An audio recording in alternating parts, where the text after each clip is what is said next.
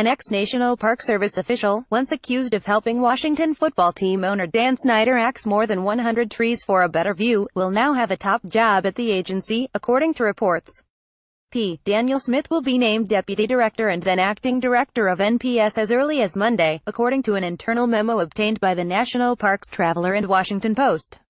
"We have a new political appointee," Lori Mashburn, White House liaison for the Interior Department, said in the emailed memo. Dan should be a familiar face at NPS.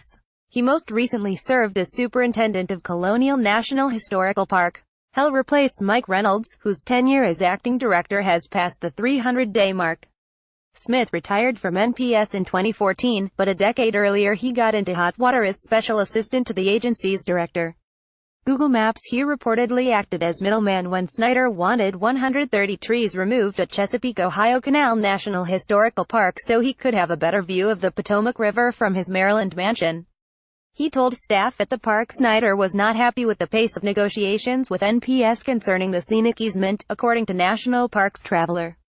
The Inspector General for the Interior Department in 2006 found Smith inappropriately used his position to apply pressure and circumvent NPS procedures to get the trees cut down.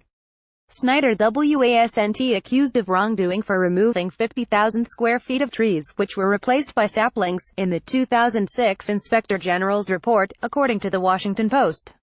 Richard Lipscomb Smith, however, was accused of forcing subordinates to give the clearing a green light without allowing environmental experts or the public to weigh in. By that point, had been moved to Colonial National Historical Park, Smith told the Washington Post in 2006 had been reprimanded but committed nothing tawdry. It was a legitimate request by a landowner who had a legitimate issue with the Park Service, he said. Environmentalists appeared furious with the Trump administration's decision to install Smith on a temporary basis. It is disturbing but perhaps indicative that the Trump people would resurrect a political hatchet.